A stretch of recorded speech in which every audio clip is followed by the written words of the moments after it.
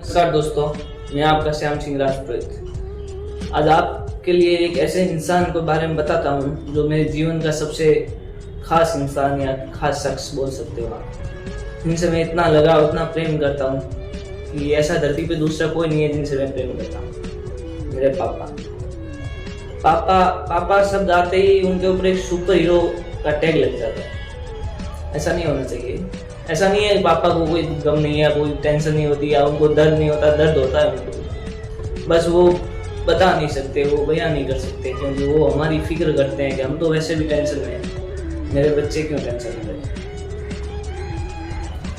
मैं आज अपनी स्टोरी आपको बताता हूँ, अपनी कहानी आपको बताता हूँ कि मैं जब 9th क्लास में था तो दीपावली का समय था। हम मिडिल क्लास आदमी हैं। दीपावली का समय था।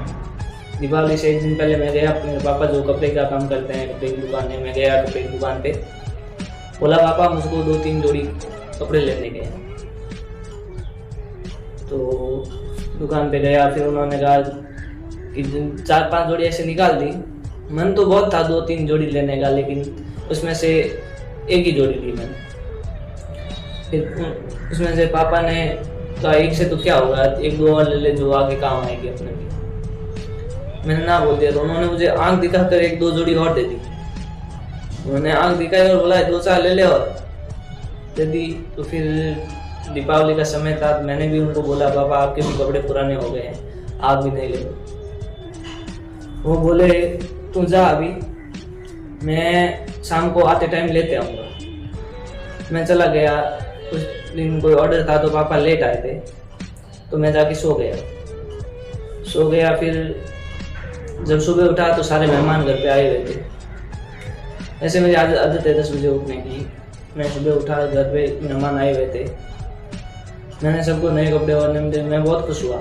लेकिन जब पापा को उनके पास में बैठे देखा, वही पुराने कपड़े, तो पता नहीं न जाने क्यों आंखों में आंसू आ गए। और एक ही बात दिमाग में आई कि जो मांगा वो वक्त से पहले मिल जाता है। जो मांगो वो वक्त से पहले मिल जाता है। एक बात भी होता है जनाब, जो हर सुख, हर दुख, हर टेंशन को अपने हद तक ही लगाता है। और दूसरा धरती पे कोई नहीं है।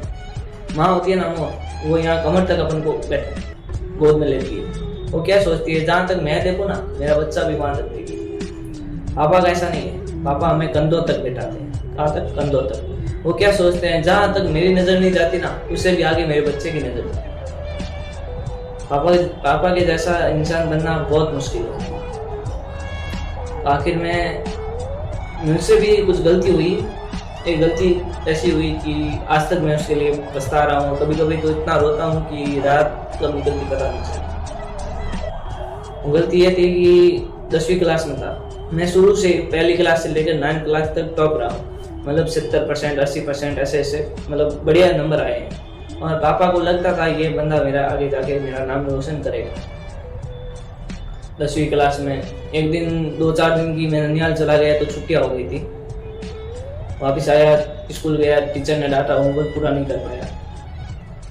फिर जैसा ही मैं गया स्कूल और टीचर ने डांटा, होमवर्क पूरा नहीं हुआ, गुस्सा आया क्योंकि सबके सामने डांटा। अपन को ऐसा लगा कि ईगो नाम होता है ना, वो बीच में आ गया। सबके सामने कर रहा था। घर पे आया, गुस्से में बैग फेंका, खेलने चला गया। वापिस आए। मेरे पापा की आदत थी शुरू से कि जब भी वो कोई काम करते या फ्री बैठे होते मुझे पास में बिठा के पढ़ाते। उस दिन भी पापा ने कहा चल बेटा आज अब पढ़ते हैं। मैं उस गुस्से में था। मैंने बोल दिया क्या यार पापा बार बार पढ़ते हो, मुझे नहीं पढ़ना। बस यही गलती मेरी जिंदगी में मेरे सबसे बड़ा दुख का कारण बन गई। उसके बाद मेरे पापा ने मुझे कभी पढ़ने का नहीं बोला सही ढंग से। मतलब वो बात मेरे पापा के दिल पे लग गई और उन्होंने उसके बाद आज तक कभी नहीं बोला मैं पढ़। मैंने भी सोचा चलो मजा आ गया यार, पापा ने पढ़ने का नहीं बोल रहे हैं, अब अपन खेलते हैं, कोई रोकने वाला नहीं, कोई टेंशन नहीं, रोकेंगे नहीं। ये अच्छा होता तो मैं पहले ही बोल देता। लेकिन असल में मेरे को पता तो तब चला जब 10वीं का रिजल्ट आया। जो इंसान पहली से लेकर 9th क्लास तक अपने बाप के पास बैठा पढ़कर 70-80-90 ऐसे परसेंटेज बना रहा है, और उसका अचानक से 10वीं क्लास में रिजल्ट आए कि वो फेल हो गया, वो तो आप भी सोचो उस पर क्या बीत रही है। ऐसी हालत मेरी थी, मैं रो रहा था। मैंने पापा से माफ़ी मांगी, लेकिन वो बोलते हैं ना, जो सब चले गए वो वापस नहीं आ सकते। बहुत आज मैं स्वीट शॉप पे काम करता हूँ।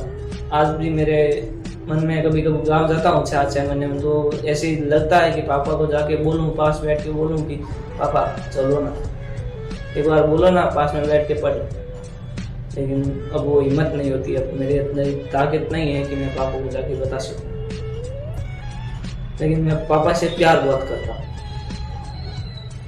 और इसके ऊपर 2 पंक्तियाँ कहना चाहूँगा कि पापा है तो सारे सपने अपने हैं, पापा है तो सारे सपने अपने हैं, पापा है तो बाजार के सारे खिलौने अपने हैं, पापा है तो हमारी शान है, हमारा गुरूर है, पापा है तो जिंदगी में प्रतिपल राग है, पापा से भूमि की कंगन हिंदी और सुहाग है, पापा है तो बच्चों के सारे खिलौने अपने हैं।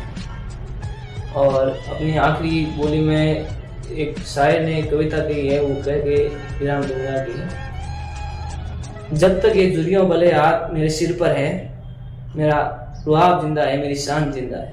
कि जब तक ये जुरियों भरे हाथ मेरे सिर पर है, मेरा रुआब जिंदा है, मेरी शान जिंदा है। अरे कोई कितनी भी बड़ी कयामत क्यों ना आ जाए, क्या बिगाड़ लेगी मेरा, अभी मेरा बाप जिंदा है। जय माँ भवानी जी। अगर वीडियो पसंद आवे तो लाइक एंड चैनल ने सब्सक्राइब कर दो। जय श्री राम।